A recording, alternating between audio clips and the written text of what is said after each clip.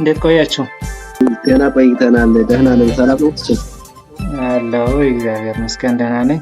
እሺ Before we move into signal conditioning, let's quickly remember what we learned in the last class about sensor and transducers. So far in chapter 3, we learned that a sensor converts a physical quantity like temperature, pressure, or displacement into an electrical signal, while a transducer converts one form of energy into another form of energy. We also classified transducers into active and passive, analog and digital, primary and secondary types.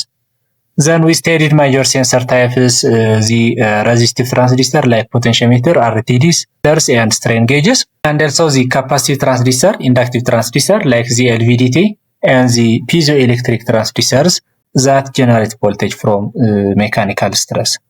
Here the key idea was sensor detects the real world physical signals and they convert them into electrical signals for measurement and control. This is the basic idea that we covered in the chapter 3. But here the basic idea or the big question is, are those raw sensor signals ready to use directly? It is not always. And that leads us to cover the signal conditioning, which is we'll cover in chapter 4. Imagine a temperature sensor detects a signal, but that signal is weak, noisy, or distorted. So before any measurement or digital processing, the signal must be cleaned, strengthened, prepared well. That means amplified, filtered, and isolated. And we have to make some conditioning. And that is the process is called signal conditioning. ስለዚህ ዛሬ ከዛ የቀጠለ ፖርሽን which is chapter 4 ነው የምናየው which is signal conditioning element የሚለው ፋይሉ አይታየም ሰር ፋይሉ ኦኬ ፒፒቲ ላይ እየታየ አይደለም እየታየ አይደለም ቆይ ሼር ለስኪ አሁን ይታያል ይታያል ኦኬ መልካም Okay, ስለዚህ this chapter which is as I said signal conditioning element. This signal conditioning as its name conditioning refers to which is the manipulating of a signal, whether it is amplification or conversion from one form to another, or it is the isolation or the filtering method. So first we have to condition the signal. This is received from the input of the sensing element. So sensor senses the physical quantity or the physical variable, then those signal must be conditioned before they proceed to the signal processing element. ስለዚህ ወደ signal processing element process ከማድረጋችን በፊት በሴንሰር ሰንስ የተደረጉ ምን ማድረግ አለብን መጀመሪያ which is condition ይደረጋል ማለት signal conditioning element ይባላል ይሄንን ብሎክ so this involves which is the amplification, filtering, conversion and isolation part ይይዛል ማለት ነው what is amplification means which is the increase the amplitude of weak signal ነው whereas the filtering is the removing unwanted frequencies from the signal and conversion means which is converting from whether analog to digital or digital to analog depending on the use we can convert the signal from analog to digital or from digital to analog. So this part is the signal conversion element. And we have also the isolation. And then ምንድነው input ከoutput ጋር which is electrical isolation between input and output ማለት ነው. So ይሄንን signal conditioning element are used to process and enhance signal before they are measured or transmitted ወደ ሌላ transmit ከመሆናቸው በፊት or measurement ከመስራታችን በፊት ሲግናሉ ፕሮሰስ እና ኢንሃንስ የምናደርግበት መንገድ which is signal conditioning element እንለዋለን which is amplification as I said which is plays a crucial role in signal conditioning by increasing the amplitude of the signal እዚህ ጋር ምንድነው which is ሲግናሉ strength ምንድነው የሚያደርገው boost ያደርግልናል which is boosting the strength and power of the signal and also the amplitude of the signal will be increased then the accuracy will be ensured ማለት ነው so accuracy ensure ማድረግ እንችላለን በአምፕሊፋይ በማድረግ ሲግናሉ but the opposite of this one weak signal የሚያስፈልግበት ቦታ ከሆነ ደግሞ ለምሳሌ ሴንሰሩ ሰንስ ካረገው በታች ማግኒቲዩዱ ያነሰ ማግኒቲዩድ የምንፈልግ ከሆነ we can also minimize the magnitude of the signal. So this is called the signal attenuation እንለዋለን ማለት ነው። ስለዚህ this attenuation is the opposite of amplification. So amplifiers can also be used to decrease the amplitude of signal, which is reducing the strength and the power of the signal ማለት ነው። Okay, now we'll see the role of filtering in signal conditioning. The basic role of the filtering is, as I said, which is removing the unwanted frequency from the signal. So the first role is the noise reduction effect ነው ማለት ነው። So filtering plays a crucial role in signal conditioning by helping the reducing noise and improving the quality of the signal. By amplifying filters, unwanted frequency can be attenuated. Attenuated means which is reduced the magnitude of the signal. That means so unwanted frequency decrease የምናደርግበት ማለት ነው this filtering. So we can take low pass and high pass and the band pass የሚባሉ filter type አሉ። so ከነዚህ እንደየሲግናሉና ለምንጠቀመው አፕሊኬሽን መሰረት በሎው ፓስ ፊልተር ተጠቅመን ፊልተር ማድረግ እንችላለን ወይም ሃይ ፓስ ወይም ደግሞ ባንድ ፓስ የሚለውን ነው። ስለዚህ ዲፕሊ እዚህ ጋር እንገባ what is low pass high pass የሚለው በዚህ መንገድ filter ማድረግ ምንድነው የምንችል ለማሳየት ያክል ነው። so filters are commonly used in audio systems, especially in telecommunication and medical devices. Those filters are very crucial to reduce the noise effect ማለት ነው። so the another one is the isolation. So isolation means which is the input and output contact እንዳይኖር is in between electrical isolation እንዲኖር የምንጠቀምበት method ነው። so this is called the signal isolation. so the another signal conditioning element is the linearizing non-linear signals. most of sensors are measure the non-linear signal ናቸው ያላቸው። አብዛኛው ሴንሰሮቹ physical quantity measure ሲያደርጉ whether it is temperature sensor or level sensor or something, their output signal is non-linear signal ነው ማለት ነው። so we have to linearize first this non-linear signal because to measure the accuracy non-linear signal is difficult to enhance the signal. so we have to convert first into linearization into linear signal ማለት ነው። so this improves accuracy. linearizing a signal improves the accuracy. ዋናው ዓላማው accuracy ነው improve የሚያደርግልን ማለት ነው። so non-linear signal can be challenging to measure accurately measure ለማድረግ is challenging ነው። methods for linearizing those signal exists to improve measurement precision. so we can use calibration technique or some digital signal processing algorithm ተጠቅመን we can linearize for those non-linear signals ማለት ነው። last one conversion ነው። so the conversion means which is converting the analog to digital or digital to analog ነው። so the other one is the amplifiers. so አሁን the amplifier ያየነውን ዲፕሊ ደግሞ እስኪ የመጀመሪያው amplifier እንዴት ናቸው የሚለው እዚህ እናያለን። so the operational amplifier, also called the op amp, we can see the ideal operational amplifier as well as the inverting amplifier, non-inverting amplifier, differential amplifier, voltage summer የተለያዩ አይነት amplifier አሉ። በዚህ የምናየው which is አንድ 3 ወይም 4 የሚሆኑ አይተን ወደ ሌላ ፖርሽን እንሄዳለን ማለት ነው። so when we come to the of ideal operational amplifier means which is ideal, it's not practical in practice. so this is the ideal one. so operational amplifier has two input terminals which is the inverting and non-inverting terminal ይባላሉ። so this minus sign, the inverting sign, the minus, and the plus sign is the non-inverting input እንላቸዋለን። so it has two terminals which is the negative and plus sign which stands for inverting and non-inverting, that means, and also we have one output. This is the output one. we have two input and one output. so we have to assume that the gain of this amplifier is infinity. the gain which is infinity ብለን ነው consider የምናደርገው since it is ideal. so ሙሉ በሙሉ ወደዚህ የሚገባ current የለም ማለት ነው። so there is no any current entering to this amplifier. so we can say the gain, overall gain of AOL means which is the overall gain of this amplifier is assuming to be infinity.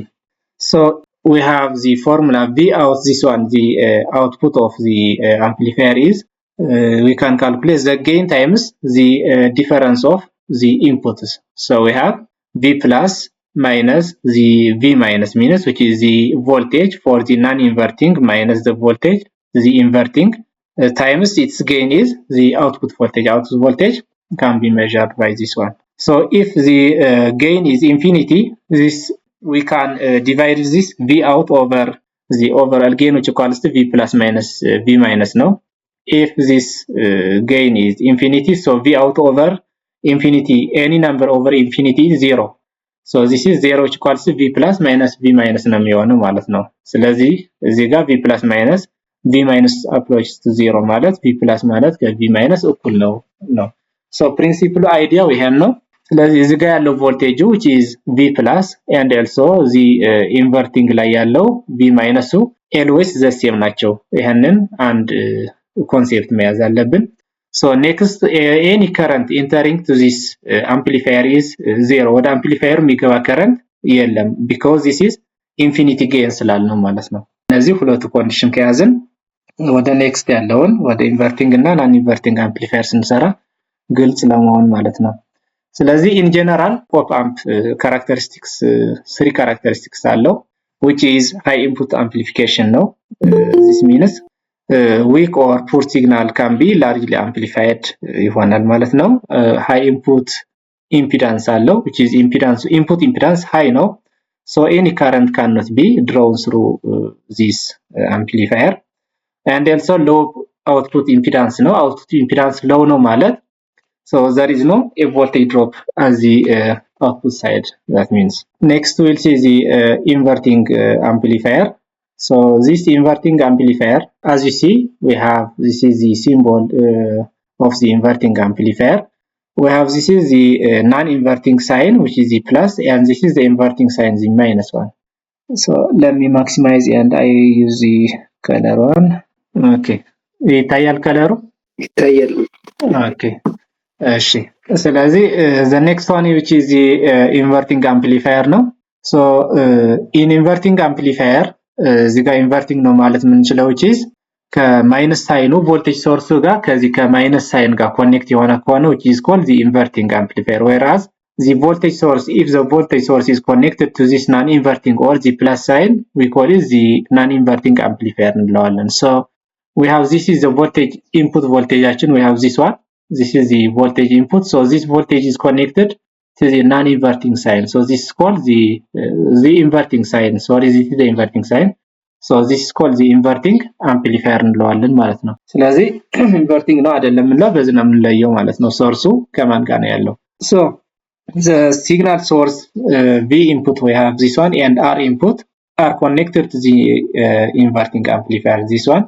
So as previously said, we have the V minus, this one, the voltage across this node, this node is V minus and this node is V plus.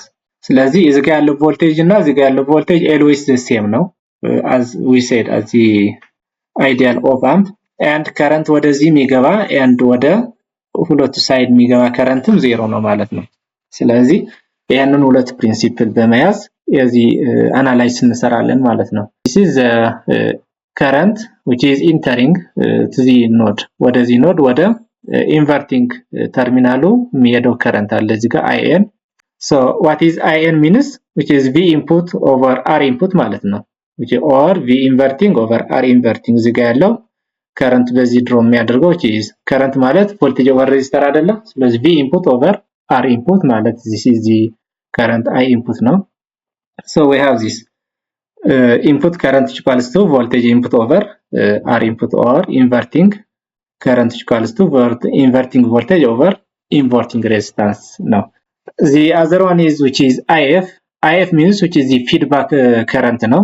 So feedback current ማለት ከዚህ output ነው ያለው, V out ነው ያለን, ከoutput voltage through RF አልፎ የሚሄድ ከሆነ ስለዚህ what is the voltage is V out over what is the resistance is RF. So IF is given by V out by RF ማለት ነው. So this IF which equals to V out over RF አለን ማለት ነው። ስለዚህ you have to remember always V plus and V minus are always the same, which is the same ናቸው and current entering to the amplifier is always 0 ይሄንን ከያዝን then what is at this node what is KCL? Do you remember KCL? The Kirchhoff's current law says the summation of all current entering to the node which equals to the summation of all current leaving from the node now. So what is the summation of current entering to this node is, which is input ወደዚህ ይገባል and IFም ወደዚህ node ይመጣል። እዚህ ጋር node ሁነን which is entering current ምንድናቸው IN እና IF ናቸው ማለት ነው። So IN plus IF which equals to the current leaving from this node is, which is I minus, so ወደዚህ current የሚገባ 0 ነው ብለናል, so this is 0. so ከዚህ አንድ ፎርሙላ ምን ማውጣት እችላለሁ using the KCL input current plus feedback current which equals to 0 ማለት ነው። so እዚህ ጋር የሚታያችሁ ከሆነ I inverting plus I feedback which equals to the I minus means the inverting amplifier ጋር ያለችው, so the inverting amplifier የሚገባ current ስለሌለው which is 0 እንላለን ማለት ነው። so what is I input? normally input voltage over input resistance ነው, so we have this is I in plus V out or RF minus, which is the feedback current ነው, so we have this is the feedback current, so its summation is 0. so እኛ የምንፈልገው V out እና V input ሁለቱ ምን አይነት ሪሌሽንሺፕ አላቸው የሚለው ማለት ነው። the output voltage is calculated by minus RF over R inverting times V inverting ማለት ነው። ስለዚህ the output voltage is, we can say, directly proportional to the input voltage with a gain of negative RF over Rin ማለት ነው። ስለዚህ RF over Rin, this is a gain and this is output, this is input voltageአችን ማለት ነው።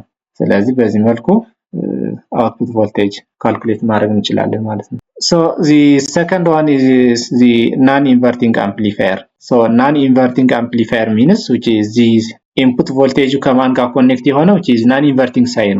we see this non-inverting and this is inverting sign. so voltage source non-inverting sign connect ከሆነ we can use like this one ማለት ነው። so እዚህ ጋር ስንመጣ ደግሞ which is ይሄንን which is ground ማለት ነው። ይሄንን ground ነው፣ ወደ ground ነው ያለው። so current ለምሳሌ through R1 current flow የሚያደርገው this node and ሌላ ደግሞ በዚህ RF አለ። ስለዚህ እዚህ node ወደዚህ current ወደ inverting terminal የሚገባ current ስለሌለ የሚመጣው current I1 which is በዚህ በRF አድርጎ flow ማድረግ ይችላል ማለት ነው። ስለዚህ ይሄንን ሁለቱ እንደ series ነው የምናስበው። R1 and RF are as series እናያቸው እንችላለን because current ወደዚህ የሚገባ ከሌለ which is በዚህ መጥቶ flow ሊያደርግ ስለሚችል ማለት ነው። so ለዚህ relationship V out over V input ለማግኘት ምንድነው የምንሰራው? I plus which equals to 0 እዚህ ጋር የሚገባ current already 0 ነው ብለናል and V plus means እዚህ ጋር ያለው ቮልቴጁ እነዚህ plus የሚባሉ which is non inverting ሳይን ናቸው ማለት ነው። ኦኬ ስለዚህ እዚህ plus ሳይን ያለው indicate the non-inverting sign, that means so the non-inverting current is 0, non-inverting voltage is the same as which is the input voltage. እዚህ ጋር ያለው voltage ማለት which is directly the same as this V plus ማለት ነው። እዚህ ጋር ያለው non-inverting voltage is the same V because any resistance የለውም dissipate የሚያደርገው voltage drop የሚያደርገው voltage የለም። so V input is directly the same as እዚህ ጋር through this line ያለው ሙሉ አንድ voltage V input ነው። so this non-inverting voltage is the same as the input voltage. And also the RF and R1, this one R1 and the feedback resistance and the R1 are the potential dividers ናቸው ማለት ነው። ስለዚህ because RF side which have V out አለን so voltage division እንሰራለን እዚህ ጋር ማለት ነው። ስለዚህ voltage division ለመስራት ምንድነው እዚህ ጋር ያለው voltage ነው አሁን ኮንሲደር የምናደርገው which is non inverting voltage V minus the pointer ላይ ያለችው this node ማለት ነው። so this node is the same as ራሱ ጋር ያለው resistance is which is R1 ነው። እዛ ያለው resistance over እዛ ያለው resistance ሲደመር ከሱ ስሬስ የሆነ resistance ነው አይደለ አድ የምናደርገው so R1 plus RF over R1 plus RF ነው የምንለው። so እዚህ ያለው voltage ኤልወስ ለመፈለግ ምን እናደርጋለን R1 over R1 plus RF times the voltage this one V out ማለት ነው። so V minus is the same as V out into R1 over R1 plus RF due to the voltage divider rule ማለት ነው። ሶ ይሄንን ከማን ጋር እኩል ነው? እዚህ ጋር V minus ነው፣ እዚህ ጋር V plus ነው ያለው። ሶ V minus is the same as V plus. So V plus is also V input ነው። So this V out over R1 into R1 plus RF is the same as እዚህ ጋር ያለው ቮልቴጅ ማለት ነው, which is V input. So V plus which equals to V minus, this is the same as V input ማለት ነው. So what is V minus is V out times R1 over R1 plus RF ነው. This is the same as what is V plus is V input ነው. So we can substitute V input like this one. So ከዚህ V out ለማግኘት ምንድነው የምናደርገው? divide both sides by R1 over R1 plus RF. ለዚህም እንደዚህ እናደርጋለን. So V out is looks like this one, which is V out is 1 plus feedback resistance over the R1 times the input voltage ብለን ማግኘት እንችላለን። ይሄንን አንድ መንገድ ነው። ኦልተርናቲቭሊ ደግሞ በምን መስራት እንችላለን? which is I1 ማለት በዚህ ፍሎ የሚያደርገው current I1 ነው። so በዚህ ጋር ፍሎ የሚያደርገው the same ከሆነ series ከሆነ in series resistance ደግሞ current አንድ አይነት ነው አይደል ፍሎ የሚያደርገው? so the current flowing through a series resistance the same ነው series circuit ከሆነ so I1 will be the same as with IF ማለት ነው። IF means እዚህ RF ያለው current ነው። I1 means R1 ያለው current ነው consider እያደረኩኝ ያለው። so I1 is the same as with IF. so what is I1 means ground ማለት zero voltage ነው አይደለ? this ground means which is zero voltage. so this zero voltage minus እዚህ ጋር ያለው voltage which is the V minus, it is the same as V input. ቅድም እንዳልኩ እዚህ ጋር V minus is the same as V input አይደለ ያለው? so this zero voltage minus V input over R1 ማለት ነው። በዚህ ፍሎ የሚያደርገው current 0 minus V in over R1 because እዚህ ጋር ያለው voltage is the same as እዚህ ጋር ያለው voltage እዚህ ጋር ያለው ደግሞ V input ስለሆነ ማለት ነው። so 0 minus V input over R1 እንላለን። this is for I1. what about for IF? IF ደግሞ እዚህ ጋር ያለው current ነው። በዚህ RF ላይ ያለው current ደግሞ ምንድነው የምናደርገው? እዚህ ጋር ያለው voltage which is V input አይደል ያለው? V input minus እዚህ ጋር ያለው voltage V out over the RF. so V input minus V out over RF will be the IF. so if both are in series circuit which is I1 is the same as IF, so we can say 0 minus V input over R1 is the same as V input minus V out over RF ከሚለው ጋር the same ነው ብለን ኢኩዌት አድርገን so V out ለብቻ ማውጣት እንችላለን ማለት ነው። so V out which equals to 1 plus RF over R1 times this V input ማለት ነው, which is the same as this one. ከላይ ያለው the same ነው። ስለዚህ ከሁለቱ አንዱ ሜትር ተጠቅመን ሪሌሽንሺፕ አውትፑት ኦቨር ኢንፑት ወይም ጌይኑ ካልኩሌት ማድረግ እንችላለን። so the output over input ማለት ምንድነው? ጌይን ነው። so this V out over V input the gain is 1 plus RF over R1. so እዚህ ጋር 1 plus RF over R1 which is gainአችን ነው ማለት ነው። output ማለት gain times input ስለሆነ or which is we can say like this one, the over input over V input ካደረግን which is the same ነው ማለት ነው። ስለዚህ V out is the proportional to the V input ነው with a gain of 1 plus RF over R1 ይሆናል gain ማለት ነው። so this is for the non-inverting amplifier. and the fourth one is the differential amplifier ነው።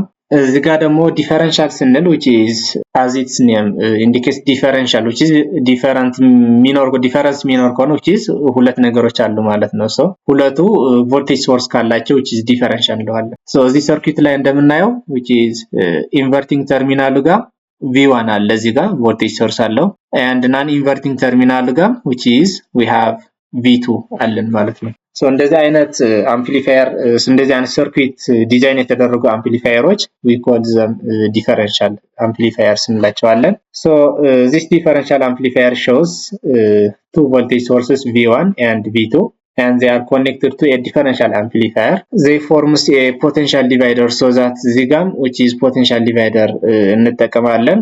so V plus means which is we have this one, this V plus እዚህ ጋር ወደ non inverting terminal ያለው voltage ነው። so ይሄንን voltage ማለት which is the same as እዚህ ጋር ያለው voltage ማለት ነው which is through the resistance RF ያለው vertically ይሄንን voltage ማለት ይሄ እዚህ ጋር ነው። but እዚህ ጋር the same አይደለም because እዚህ ጋር voltage drop አለ resistance አለ this resistance current flow ሲያደርግ this current times this resistance የሆነ voltage drop አለ so ያ ቮልቴጅ ድሮፕ ሲደመር እዚህ ጋር ያለው ቮልቴጅ ነው ከዚህ ጋር ዘሴም ሊሆን የሚችለው ማለት ነው። ከዚህ ጋር ያለው ዘሴም ሊሆን የሚችለው ሶ V plus is the same with RF it is also the same as R in times current በዚህ የሚያልፈው plus V2 ያለውን ዘሴም ነው ማለት እንችላለን። but directly V2 is not V plus because እዚህ ጋር ቮልቴጅ ድሮፕ ስላለ ማለት ነው። ሶ እዚህ ጋር V plus ላይ ያለው ቮልቴጁ ለማግኘት ምንድነው የምናደርገው? we have this voltage source V2 times መጀመሪያ እዚህ RF ላይ ያለው ቮልቴጅ ምንድነው የሚሆነው? ራሱ ያለው ቅድም ቮልቴጅ ዲቫይደር ስንጠቀም እዚህ ጋር ያለው ቮልቴጅ ከፈለግን ራሱ ያለው ሬዚስታንስ which is RF እንይዛለን ኦቨር RF ሲደመር ኦፖዚት ያለው which is R input so RF over RF plus R input እንላለን እዚህ ጋር ቮልቴጅ ዲቫይደር ተጠቅመን times the source voltage which is V2 for this so እዚህ ጋር RF ላይ ያለው ቮልቴጅ is the same as V plus ስለሆነ so V plus is the same this one so እዚህ ጋር ያለው ቮልቴጅ ደግሞ ምንድነው ያልኳችሁ RF over RF plus RL times V2 ነው ማለት ነው። ፖቴንሻል ዲቫይደር ተጠቅመን በዚህ ፎርም ማስቀመጥ እንችላለን። so V plus ማለት እዚህ ጋር ምንድነው ያለው RF over ራሱ ላይ ያለው ሬዚስታንስ over the summation of both resistance which is RF plus R input times ይሄንን ቮልቴጅ V2 ማለት ነው። this is V plus ያለውን ቮልቴጅ ነው። so ሌላ ምንድነው ኢንፑት ከረንቱ ወደዚህ ወደ ናን ኢንቨርቲንግ የሚገባ ከረንቱ ሲደመር which is ከዚህ ጋር የሚመጣው ደግሞ IF አለ IF plus IN which is 0 ነው አይደል? ወደዚህ የሚገባ ከረንት ስለሌለ 0 so we have 0 this one so IN plus IF which equals to 0 ማለት እንችላለን። so what is IN? IN is V1 minus እዚህ ጋር ያለው ቮልቴጅ is V minus so V1 minus V minus over what is the resistance is R input ማለት ነው። so this is the input current V1 minus V minus over R input አድርገን እንሰራለን። so this is IN and for IF is the same V out minus V minus over RF ይሆናል። this IF እዚህ ጋር ያለው V out ነው ሲቀነስ እዚህ ጋር ያለው V minus ነው over RF እዚህ ጋር እንሰራለን ማለት ነው። ስለዚህ IN plus IF which is 0 ከሆነ V1 minus V minus over RIN plus V out minus V minus over RF is the same as 0 ብለን እዚህ ጋር እናስቀምጣለን ማለት ነው። so ይሄንን the same ብለን ከሄድን so ከዚህ ኤክስፕሬሽን V minus እናወጣለን V minus so V minus which equals to ይሄንን ኤክስፕሬሽን እናገኛለን which is rearrange ማድረግ ነው እንጂ ራሱ እዚህ ያለው ኢኩዌሽን ነው ማለት ነው። ይሄንን ኢኩዌሽን when we rearrange V minus is the same as this one so from our amplifier principle ምንድነው እዚህ ጋር ያለው V minus and V plus is always the same እዚህ ጋር ያለው ቮልቴጅ እዚህ ጋር ኖድ and this node ያለው ቮልቴጅ also the same ነው ማለት ነው። but V plus is previously we have this one V plus V2 into RF over RF plus R input ብለናል። ስለዚህ V minus and V plus እኩል ከሆኑ this is V minus this is V plus ስለዚህ ሁለቱ እኩል ናቸው ብለን ኢኩዌት እናደርጋለን። ስለዚህ ኢንተርሚዲየት የሆኑ V minus and V plus እዚህ ጋር አስወግደን which is R input እና which is V input V2 and V out እና V1 V2 and V out ፓራሜትሮች አሉን። ስለዚህ እነዚህ ኢኩዌት እናደርጋለን። V minus equals V plus means this term is the same equals to this term ብለን እንሰራለን ማለት ነው። so R input V out over RF plus RIN plus RF V1 over RF plus RIN which is V minus ማለት ነው is the same as RF times V2 over RF plus RIN this is also which is V2 V plus ማለት ነው this V plus so ሁለቱ ኢኩዌት እናደርጋለን so we have to solve V out ከዚህ V out ሶልቭ እናደርጋለን። ስለዚህ ይሄንን ኮምፕሊትሊ ወደዚህ ማይነስ አድርገን እንወስደዋለን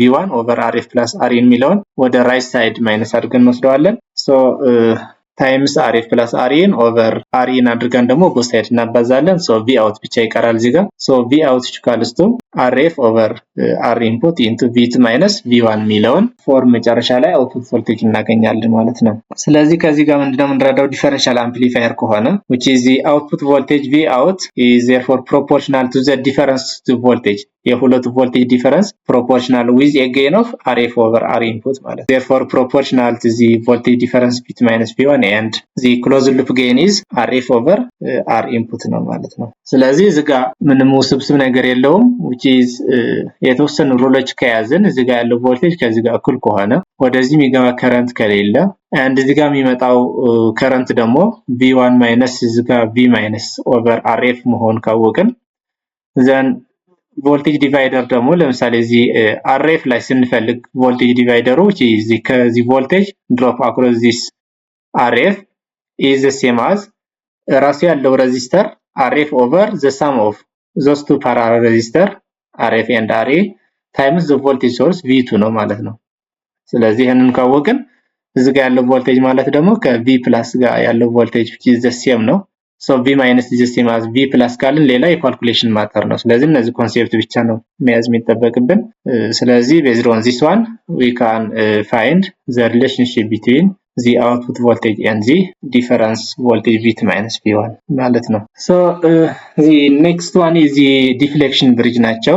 ስለዚህ deflection bridge ማለት already እንደ reading assignment እናንተ ታይቷላችሁ ግን የተወሰነ highlight ልስጣችሁና so they are used to convert the resistive which is passive element የሚባሉ resistance capacitance and inductance አለው። የነዚህ output ወደ voltage source ወደ voltage signal የሚቀየርልን is called deflection bridge። ስለዚህ as is name bridge means which is አራት ኢምፒዳንስ ያለው which is deflection bridge እንለዋለን። so this is called the deflection bridge ነው። እዚህ ጋር እንደምናየው we have Z1 which is impedance 1 impedance 2 impedance 3 and impedance 4 አለን እዚህ ጋር or which is R1 R2 R3 R4 ማለት እንችላለን። but pure resistive ከሆነ ነው R1 R2 ምንለው። እዚህ ጋር ግን which is inductive ሊሆን ይችላል capacitive ሊሆን ስለሚችል which is in general as impedance Z1 Z2 ብለን ብንወክለው መልካም ነው። ስለዚህ Z1 Z2 Z3 Z4 ምንለው እዚህ ጋር አለ። so we have a voltage source Vs so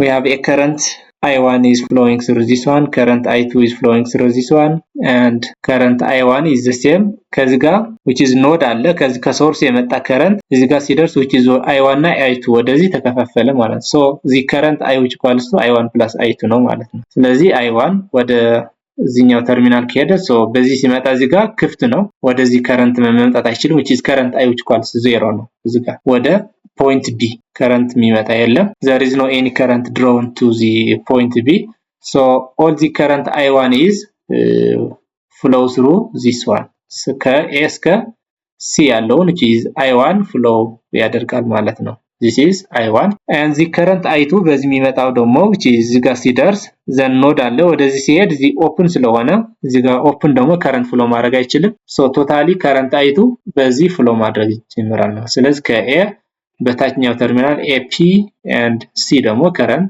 I2 flow ማድረግ ይጀምራል።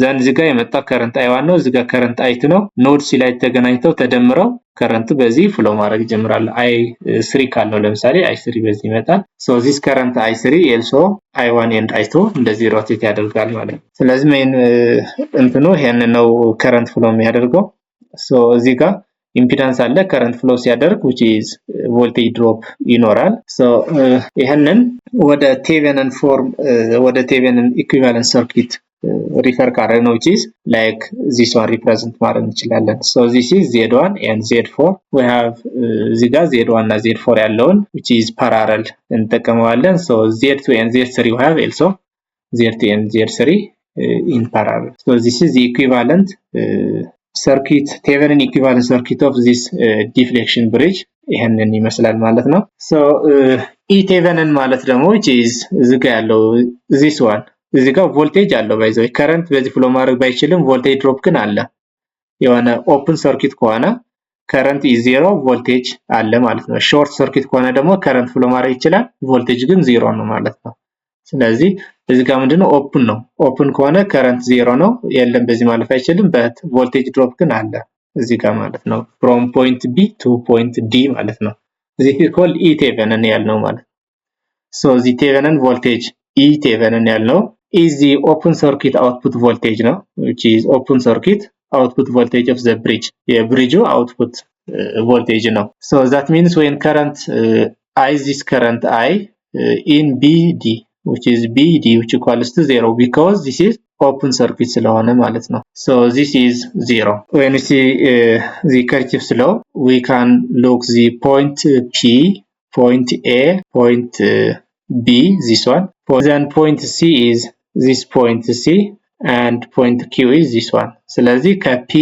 ወደ A ከA ወደ B this terminal is B and C and then back to the point Q ይሄንን which is externally ማለት ነው ስንዞር P እዚህ ጋር ያለው P A B C which is D which is external of the circuit እንደዚህ external ነው ሮቴት እያደረግን ያለ ነው ማለት ነው። ያንን ፖይንት ስንሄድ ከዚህ ጋር ምን አለ VS አለ ከዚህ ስነሳ which is VS so VS which equals this total እዚህ ጋር ያለው total source voltage which is እዚህ ጋር ድሮፕ ናቸው የሚሆን አይደለም because it is impedance so current በዛ ሲያልፍ drop of current ነው የሚኖረው so this voltage is the same as the voltage across the terminal here ያለው ማለት ነው so the V source is the same as በዚህ ጋር ስንመጣ which is Z2 times I1 ነው እዚህ ጋር ያለው voltage drop is impedance 2 times the current I1 ነው and እዚህ ጋር ስንመጣ ደግሞ which is the same current I1 ነው and impedance 3 we have I1 times Z3 ይሆናል ማለት ነው which is 0 እንላለን so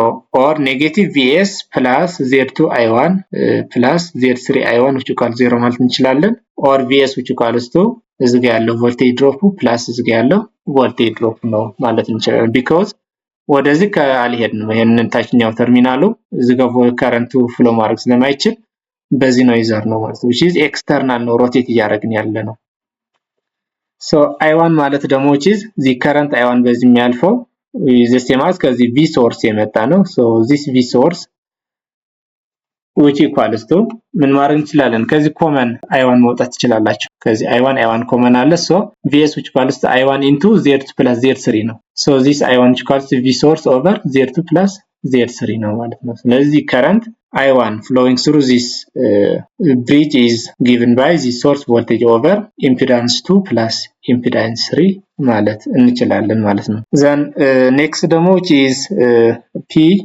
A D C Q ስንሄድ P ማለት ያንን ነው then A then ወደዚህ point which is point D this point is point D so P A D C Q ስንሄድ ያንን ደግሞ which is current to flow የሚያደርግበት ፓዝ ማለት ነው የcurrent to flow የሚያደርግበት ፓዝ ሮቴት ካደረግን so V source is the same as current I2 times Z1 plus current I2 times Z4 so we have common current I2 አለን so Z1 plus Z4 so this I2 is V source over Z1 plus Z4 or impedance 1 plus impedance 4 ይሆናል ማለት ነው ስለዚህ እነዚህ current I1 እና I2 ይሄን ካገኘን ስለዚህ voltage drop across all impedance ደግሞ which is current times the impedance ማግኘት እንችላለን ማለት ነው so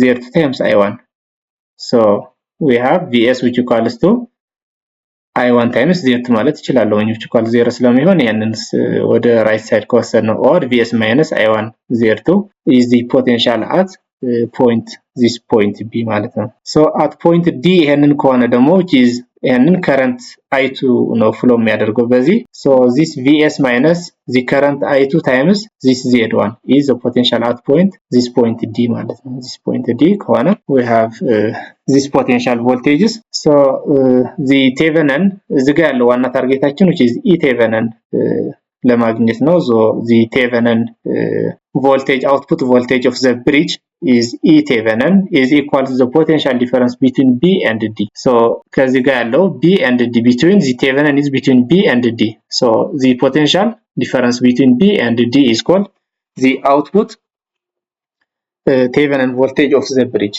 so this is given by V source minus I1 Z2 which is at potential B ያለውን እዚህ ጋር potential B minus እዚህ ጋር potential D ያለው ደግሞ V source minus I2 Z1 ማለት ነው so V source minus I2 times Z1 so we have rearranging this one V minus minus V minus is already cancelled so this is negative I1 Z2 plus I2 Z1 so negative I1 Z2 እዚህ ጋር አለ plus I2 Z1 እዚህ ጋር አለ so the E Thevenin is I1 Z2 which is I2 Z1 I2 is this one Z1 is this minus I1 Z2 I1 Z2 ይሄንን ነው ስለዚህ ይሄን ተርሚናል ቮልቴጅ minus this terminal voltage እዚህ ጋር ያለው ቴቨንን ቮልቴጅ ማግኘት እንችላለን so the Thevenin voltage for general deflection bridge E Thevenin is given by the voltage source into Z1 over Z1 plus Z4 minus Z2 over Z1 plus Z3 because ቀደም I1 ምን ብለናል እዚህ ጋር VS over Z2 plus Z3 ነው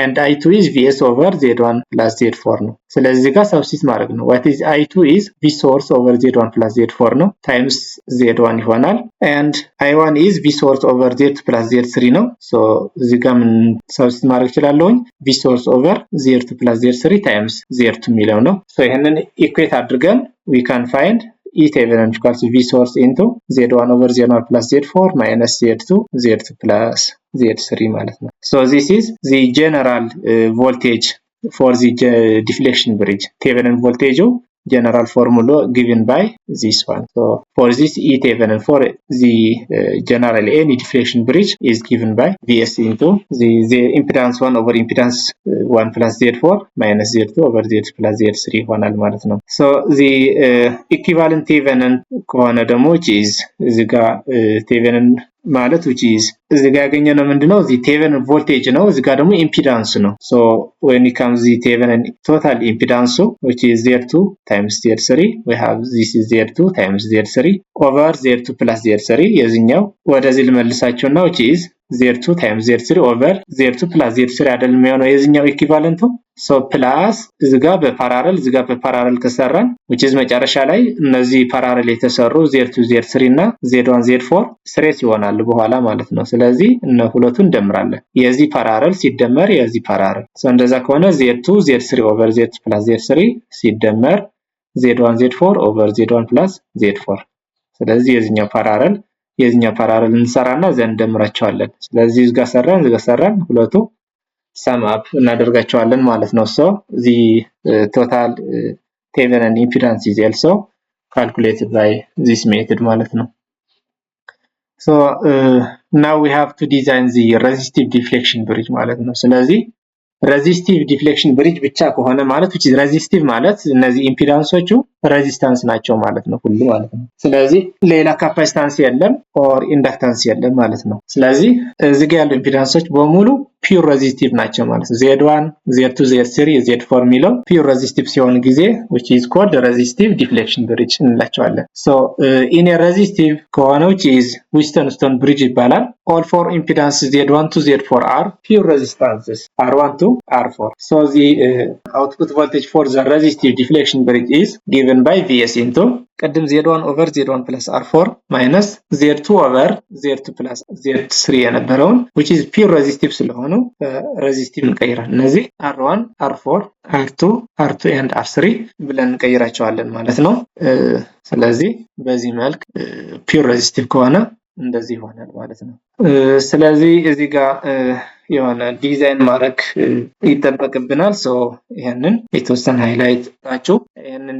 ዲዛይን ኦፍ ሬዚስቲቭ ዲፍሌክሽን ብሪጅ ሚለውን የተወሰነ አንድ ሁለት ስላይድ አለው and reactive deflection bridge ሚልም አለ reactive ማለት which is a combination of resistive and capacitive or inductive ከሆነ ማለት ነው so እዚህ ጋር ምንድነው ያለው ሬዚስታንስ እና ካፓሲታንስ ነው ያለን ስለዚህ ይሄንን ካፓሲታንስ ለምሳሌ CH which is the capacitor here ባሪ ካረግን እየጨመርን እየቀነስን ስንሰራ ምንድነው የሚሆነው ብሪጅ ሚለውን